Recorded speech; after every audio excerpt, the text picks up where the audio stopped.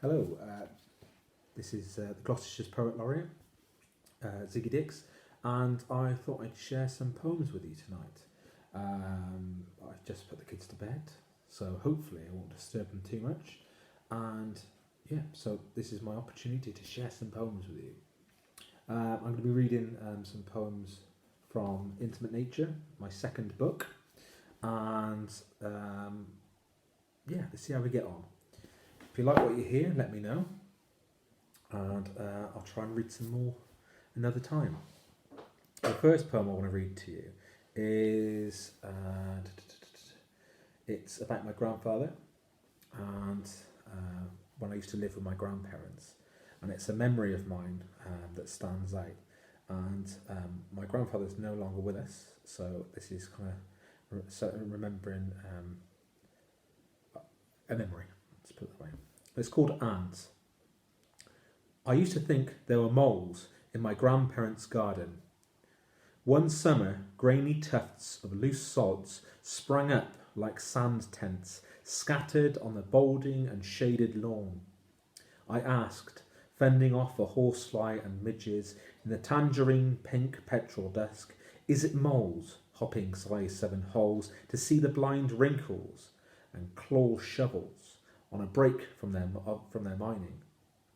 Ted walked down half-foot steps, just said, no, it's the ants, and picked up spade and scuffed under and through, leaving brown flat circles, bomb craters smoothed over, scattering nests like seeds to dry earth. The chink of steel blindly catching the odd loose stone. It made me sad to think of the colonies destroyed. Beetroot and physalis colour insects squashed. The genocides committed by that man. He cut through limbs, heads from bodies, all with deft stroke. But if he were here now, I'd pass him my banjo. Okay, that's a little bit about remembering my grandfather and the kind of the way we remember things, I suppose. The next poem I'd like to read to you is, there's lots of poems I'd like to read to you, but I don't want to bore you too much by reading all of them in one go, so I'll just read a few to you. As a poet who reads a lot of poetry and who hears a lot of poetry, you often hear a lot of cliches, and it's a habit that's easy to fall into. They might slip into your work without catching them, but we try and avoid cliches generally when we're writing. But for a bit of fun, I tried to put as many cliches that I could think of. Obviously, there are many more. I tried to find as many cliches as I could think of and put them into one poem. And this poem is called "Haunted by Cliches." So it's a bit of fun, really. Haunted by cliches. The clock struck midnight and all over the house cliches stirred, whistling. A train steamed and whistled, a chair creaked and a poet rose to fish and capture, snare and scratch out. An emotional roller coaster bounded downstairs, hit the buffers, derailed in the living room, bumped into dead metaphors, sent the table flying. Ghosts of the past drifted up from the cellar, eradicated by bright light and dabs of white, followed by a raven smashing into glass, into the bedroom window, shuttered after 8. Floorboards undulated as guilt transformed into a heart. The poet stamped it down, scrunched paper, and death knocked the front door. But the chessboard was in the attic. Swings and roundabouts danced in the wind. Under the pale moonlight, a howl from a wolf and a chill ran down a writer's spine.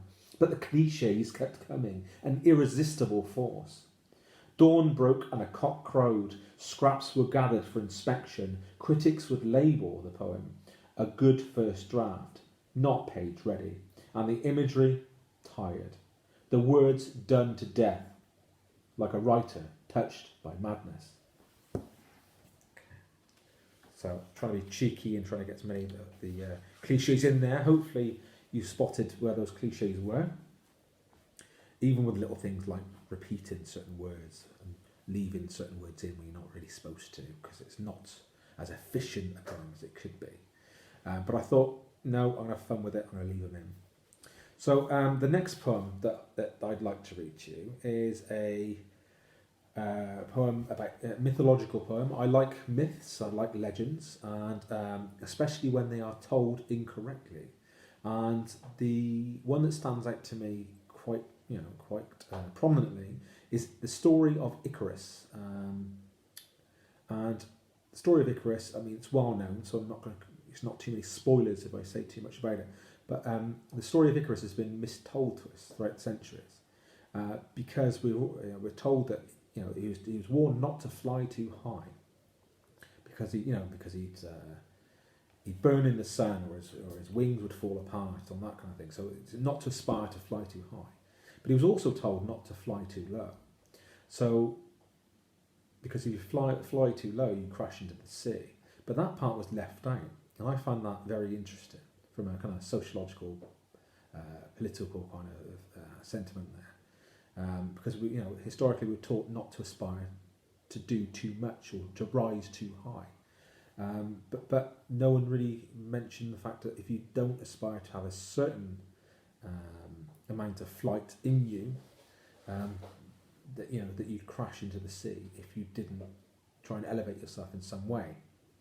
And I thought that was very interesting and very telling, the fact that was left out. So I thought I'd correct that by piecing the story together in poetic form. So this is Icarus. A father gave instruction, showed the joints and mechanical struts over the flight path, cutting wind with fingers as if already flying. With a coquettish tilt, his eyebrows wide, a tap on a shoulder, pursed lips smile, he nods and points to a feathered rig, strapping himself into a shoulder harness. Icarus hoists and fumbles. The king looked up to the cliff, feet sodden, sinking in beach, robes dirted by mud wash. Two cheers sail over, away from the land, and knife rocks that cut the sky, severing men from divine rule. The monarch, hands like clubs, heard a father. Knock too high, your wings will melt. Laughter battered the cracking froth. Never go too low, or you'll be netted by sea. The king stamped a puddle as the men climbed from his land and sovereignty.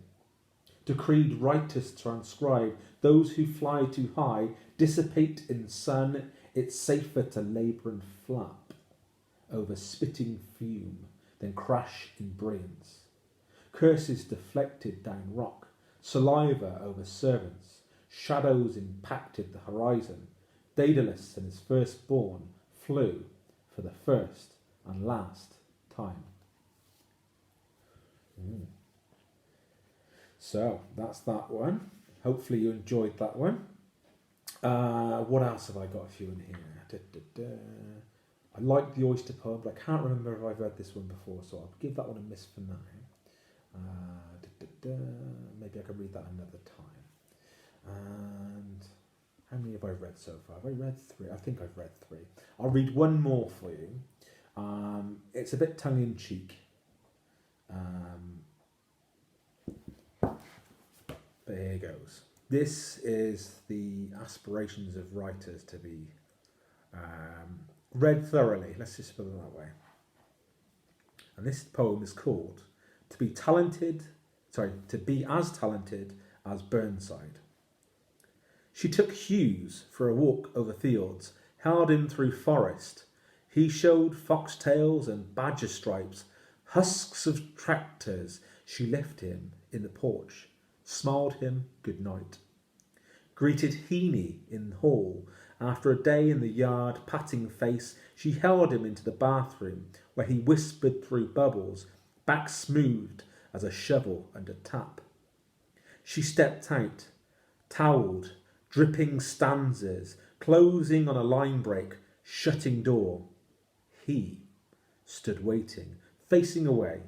She span him around, made him open up, softening his coarse edges. Oh, to be Burnside and taken to bed. moulded to a chest, pointed corners rounded and fused by glacé essence. Okay. Thank you very much if you got this far through proceedings.